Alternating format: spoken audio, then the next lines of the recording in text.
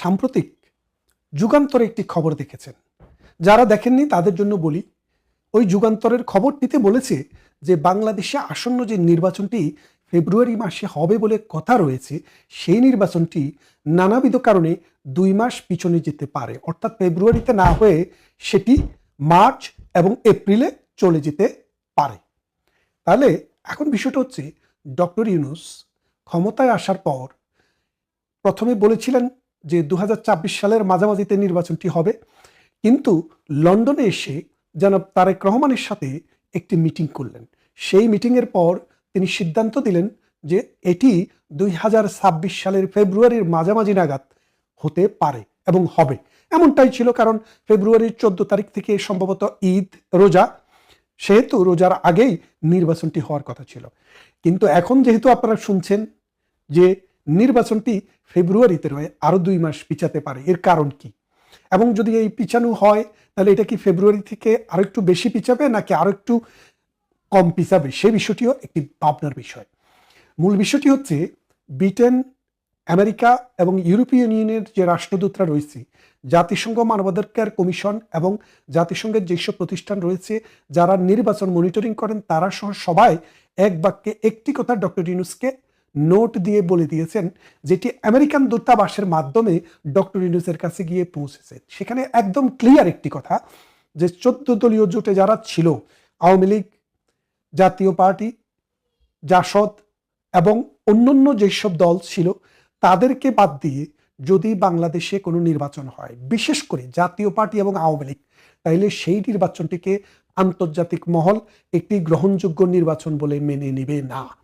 আমেরিকার সেই নোটে এমনও কথা ছিল যে আওয়ামী লীগের সময়ে যেই নির্বাচনে বিএনপি এবং জামাত ইসলামী সহ আরো অন্যান্য জোট বয়কট করেছে, সেই নির্বাচনটিকে আমরা কাজ চালানোর জন্য মেনে নিয়েছি, কিন্তু আমরা সঠিকভাবে এটাকে সঠিক গণতান্ত্রিক নির্বাচন বলিনি। তারপরেও এখন যে নির্বাচনটি ফেব্রুয়ারিতে হওয়ার কথা রয়েছে, সেই নির্বাচনটি শেখ হাসিনার আমলে যে কোনো নির্বাচনের চাইতেও খারাপ হবে। কেননা শেখ হাসিনা কিন্তু কখনো বিএনপিকে বা জামাতকে নির্বাচনে অংশগ্রহণ করা থেকে বিরত রাখেনি। তারা বলেছে যে নির্বাচন হবে প্রধানমন্ত্রী শেখ হাসিনার অধীনে, যারা চায় তারা অংশগ্রহণ করবে, যারা চায় অংশগ্রহণ করবে না। ডেমোক্রেসিতে কারো অংশগ্রহণ করা এবং না করা দুইটাই হচ্ছে রাজনৈতিক দলের চয়েস। এখন রাজনৈতিক দল অংশগ্রহণ করতে পারে, নাও করতে পারে, কিন্তু এখন যেটা হচ্ছে, সামরিক ফরমানের মতো ডক্টর ইউনূস ফরমান জারি করে ছাত্রলীগকে নিষিদ্ধ করেছে এবং আওয়ামী লীগের কর্মকাণ্ড ক্রিমিনালাইজ করেছে। সাথে সাথে এই অবৈধ নির্বাচন কমিশনকে দিয়ে একটি পরিপত্র জারি করিয়েছে যে আওয়ামী লীগের যে মানে রেজিস্ট্রেশন সেটি এবং আওয়ামী লীগের যে মার্কা সেটি এই মুহূর্তে স্থগিত রয়েছে। তাহলে আপনারা বোঝেন, এই অবস্থায় আমেরিকা বলেছে যে যদি আওয়ামী লীগের নির্বাচনে অংশগ্রহণের সুযোগ থাকতো, জাতীয় পার্টির যদি অংশগ্রহণের সুযোগ থাকতো, সেই দল যদি অংশগ্রহণ না করত, সেই ক্ষেত্রে বলা যেত যে এটি একটি গ্রহণযোগ্য নির্বাচন, আমরা কাজ চালানোর জন্য বাংলাদেশের সাথে থাকব। কিন্তু যেহেতু এই দলগুলোকে সিস্টেমেটিক্যালি অংশগ্রহণ না করার জন্য গভর্নমেন্টের কাছ থেকে পরিপত্র জারির মাধ্যমে নিষিদ্ধ ঘোষণা করা হয়েছে, সেহেতু এটাকে আমরা গণতান্ত্রিক কোনো শক্তি হিসাবে মনে করি না এবং আমরা এই সরকারকে স্বীকৃতি দেব না। এই কথাটি আসার আরো একটি কারণ রয়েছে। সেই কারণটি অতি সাম্প্রতিক আপনারা দেখেছেন, মালয়েশিয়ার রাজধানী কুয়ালালামপুরে আমেরিকার প্রতিরক্ষামন্ত্রী এবং ভারতের প্রতিরক্ষামন্ত্রীর মধ্যে একটি প্রতিরক্ষা সহযোগিতা চুক্তি স্বাক্ষরিত হয়েছে। এটি নিয়ে আমি আগে একটি ভিডিও করেছি, সেটা নিয়ে আজকে বিস্তারিত আর বলতে চাই না। সে ভিডিওটিতে আমি বিস্তারিত বলেছিলাম। ওই চুক্তিটি হওয়ার পর আমেরিকার কাছে এখন একটা অব্লিগেশন হয়ে গেছে যে বাংলাদেশে যদি আওয়ামী লীগ এবং বাম দলীয় যেই সব জোট আওয়ামী লীগের সাথে ছিল এবং জাতীয় পার্টি, এই কটি দল যদি নির্বাচনে না থাকে, সেই ক্ষেত্রে বিএনপি এবং মৌলবাদী শক্তিরা বাংলাদেশের রাজনীতিকে নিয়ন্ত্রণ করবে। সেই নির্বাচনের মাধ্যমে যদি কোনো সরকার গঠিত হয়, সেটি একটি মৌলবাদী সরকার হবে, জঙ্গিবাদ আস্তানা বাঁধবে এই দক্ষিণ পূর্ব এশিয়াতে। এর ফলে ভারত সহ অনেক দেশের স্থিতিশীলতা বিনষ্ট করার চেষ্টা করা হবে এখান থেকে, যেমনটা আফগানিস্তানে তালেবান দিয়ে করেছে, যেমনটা পাকিস্তান তেহরিকে তালেবান, তারপরে জৈশি মোহাম্মদ, লস্করে তৈয়বা, এইরকম জঙ্গি সংগঠনগুলা এই ভারতীয় সীমান্ত কাশ্মীর এবং পাকিস্তানকে যেভাবে একটি একদম অকার্যকর রাষ্ট্রে পরিণত করেছে, অর্থনৈতিকভাবে ভঙ্গুর করে দিয়েছে, সেই রকম একটি অবস্থা তৈরি হবে বাংলাদেশে। এবং আমেরিকা, ব্রিটেন, পশ্চিমা শক্তি, জাপান এই রকম কোনো নির্বাচনও দেখতে চায় না। এই রকম কোনো অবৈধ গোষ্ঠী, এরকম কোনো জঙ্গি গোষ্ঠী, সাম্প্রদায়িক গোষ্ঠীর উত্থানও দেখতে চায় না। বিশেষ করে ভারতের সাথে চুক্তিটি হওয়ার পর আমেরিকা সিদ্ধান্ত নিয়েছে যে বাংলাদেশের এই রকম কোনো নির্বাচনকে, যেহেতু ভারত এটাকে মনে করে ভারতের জন্য, দক্ষিণ পূর্ব এশিয়ার জন্য, বাংলাদেশের জন্য এটা একটা হুমকি, সেই ক্ষেত্রে আমেরিকা এটাকে আর সমর্থন দেবে না। এই খবরটি পাওয়ার পর ডক্টর ইউনূস তার কিছু কিছু পারিষদের সাথে কথা বলেছেন, বলে এরকম একটি আভাস দিয়েছেন, যদি ফেব্রুয়ারিতে নির্বাচন করা হয় তাহলে আওয়ামী লীগকে কিভাবে ম্যানেজ করা হবে, জাতীয় পার্টিকে কিভাবে ম্যানেজ করা হবে। সুতরাং মাস আরো 2টি বাড়াতে হবে। কারণ হচ্ছে বাংলাদেশের বিদ্যমান কনস্টিটিউশন এবং নির্বাচন কমিশনের যে আইন রয়েছে, সেই আইন অনুসারে 3 মাস আগে, অর্থাৎ 90 দিন আগে তফসিল ঘোষণা করতে হয়।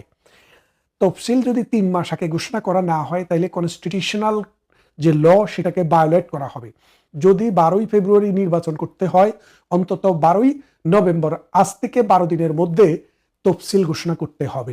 যদি এই তফসিলটি ঘোষণা করতে না পারে, তাহলে নির্বাচন কমিশন নিজেই কনস্টিটিউশন ব্রিচের জন্য দায়ী হবে এবং তার বিচার হবে বাংলাদেশে। তাহলে আপনারা বোঝেন নির্বাচন কমিশন কি ফাটাবাসের মধ্যে পড়ছে। তাহলে নির্বাচন কমিশনের হাতে অপশন হলো, যদি 12ই নভেম্বরের পরে কোনো তফসিল ঘোষণা করতে হয়, তাহলে নির্বাচনের তারিখও পিছিয়ে যাবে। আর সেইভাবে তারা তাদের কনস্টিটিউশনাল যে রেসপন্সিবিলিটি সেটা পালন করার চেষ্টা করবে।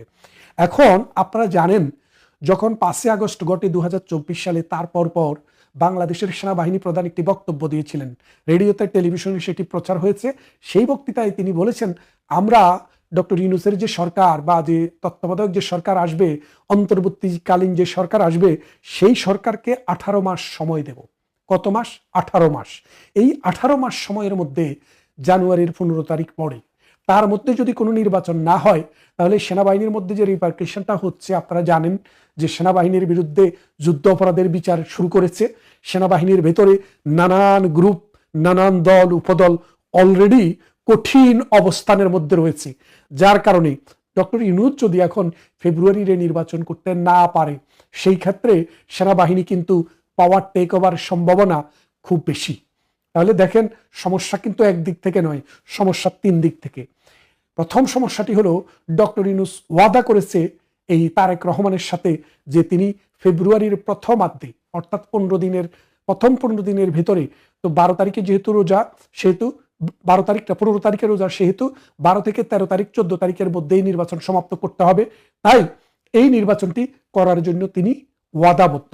এখন অলরেডি আপনারা জানেন, ডক্টর ইউনূসের সরকারকে এই তার যে পুত্র এনসিপি, তারা বলেছে এটা মুনাফেক।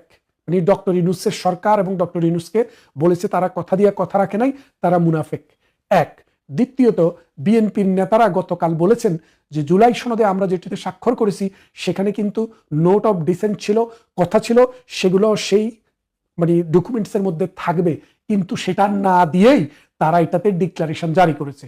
সুতরাং ডক্টর ইউনূসকে তারাও বলেছে মুনাফেক এবং তারাও বলেছে মিথ্যাবাদী, প্রতারক। তাহলে দেখেন, আমরা আওয়ামী লীগ আমরা না বললাম, তাদের যারা সরকার, যাদের মানে তাদেরকে যারা সরকার নিয়োগ করেছে, এনসিপি, জামাতে ইসলামী এবং বিএনপি, এই 3টার মধ্যে 2টি দল অলরেডি ডক্টর ইউনূসকে একটি মুনাফেক হিসেবে ঘোষণা দিয়েছে। তাহলে বোঝেন, এই মুনাফেক ঘোষণার পর ডক্টর ইউনূস কিন্তু খুব প্রেশারের মধ্যে আছে যে আমি তো অলরেডি মুনাফেক হয়ে গেছি, যদি ফেব্রুয়ারি নির্বাচন না করতে পারি তাহলে আরো কঠিন অবস্থা। অন্যদিকে আমেরিকা এবং ব্রিটেন বলে দিয়েছে, আওয়ামী লীগ, জাতীয় পার্টি এবং তার জোট ছাড়া কোনো নির্বাচন হলে সেই সরকারকে তারা রিকগনিশন দেবে না, অর্থাৎ সরকারকে স্বীকৃতি দেবে না, যেমনটা তালেবান সরকারকে দেওয়া হয় নাই। এমত অবস্থায় ডক্টর ইউনূসের উভয় সংকট। এখন এই সংকটের সমাধানের জন্য ডক্টর ইউনূসকে শেখ হাসিনার মুখাপেক্ষী হতে হবে, আওয়ামী লীগের মুখাপেক্ষী হতে হবে, জাতীয় পার্টির মুখাপেক্ষী হতে হবে, ভারতের মুখাপেক্ষী হতে হবে, জনতার মুখাপেক্ষী হতে হবে। কারণ আজকের দিনে একটি নির্বাচন করতে গেলে সরকারের যে স্টাবিলিটি দরকার, সরকারের যে ফোর্স দরকার, সরকারের যে ক্যাপাবিলিটি দরকার, সেই ক্যাপাবিলিটি সরকারের নেই। কেননা আওয়ামী লীগ যদি অসহযোগিতা করে, জাতীয় পার্টি যদি অসহযোগিতা করে, আওয়ামী লীগের জোট সঙ্গীরা যদি অসহযোগিতা করে, তাহলে ডক্টর ইউনূসের পক্ষে সেই নির্বাচনটি কখনো সুষ্ঠুভাবে বাংলাদেশে করা সম্ভব নয়। আর যদি একটি সুষ্ঠু নির্বাচন না হয়, মানুষের মধ্যে যদি ক্রেডিবিলিটি যদি তৈরি করতে না পারে, কোনো সরকার এসে বাংলাদেশে 6 মাসও থাকতে পারবে না। সাম্প্রতিক আপনারা দেখেছেন আসিফ মাহমুদ সজীব ভুঁইয়া 9,000 তরুণ ছাত্র যুবককে অস্ত্রের ট্রেনিং দেওয়ার জন্য সিদ্ধান্ত নিয়েছে এবং আহ্বান করেছে অ্যাপ্লিকেশন করার জন্য। গতকাল বিবিসিতে একটি প্রতিবেদন প্রকাশিত হয়েছে, আপনারা দেখেছেন, বিবিসি বাংলার নিউজের পোর্টালে গেলে এখনো পাবেন। সেখানে তারা যে নিউজটি করেছে সেখানে বলেছে বাংলাদেশ কার সাথে যুদ্ধের জন্য তৈরি হচ্ছে। আসিফ মোহাম্মদ সজীব ভুঁইয়া বলেছেন বাংলাদেশ স্ট্র্যাটেজিক্যালি এমন একটা জায়গায় অবস্থিত, আমাদের যুদ্ধের জন্য তৈরি থাকতে হবে। আমাদের সাথে যুদ্ধ করার মতো 2টি দেশ রয়েছে, একটি মিয়ানমার আর একটি ইন্ডিয়া, ভারত। তাহলে আপনি দেখেন এই যে মহাভারত, এই মহাভারতের বাংলাদেশের সাথে কেন যুদ্ধ করতে হবে? বাংলাদেশ এমন কি দেবে না ভারতকে? ভারত চাইলে, আমি জানি না বাংলাদেশের এমন কি রত্ন আছে, কিন্তু বাংলাদেশের যে টেরিটোরিয়াল ইন্টিগ্রিটি, ভারত যদি চায় 5 ঘন্টারও কম সময়ে সেটা কিন্তু ভারত দখল করতে পারে। অথচ ভারত কিন্তু কোনো কালেই সেটি চায়নি, এখনো চায় না।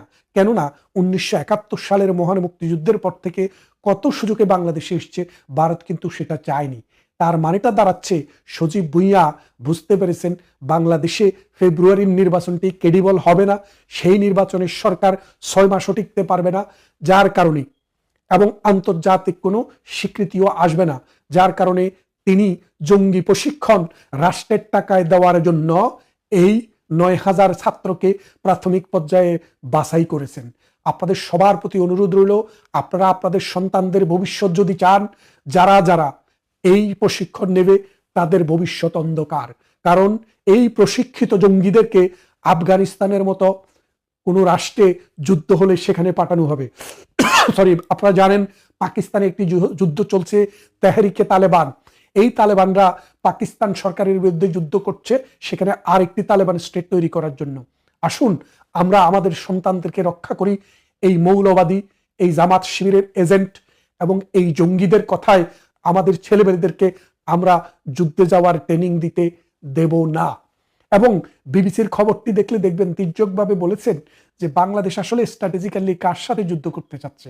সেই জন্য বলছি যে নানান হিসাব কিতাবে দেখা যাচ্ছে বাংলাদেশে আসলে ফেব্রুয়ারিতে কোনো নির্বাচন হচ্ছে না।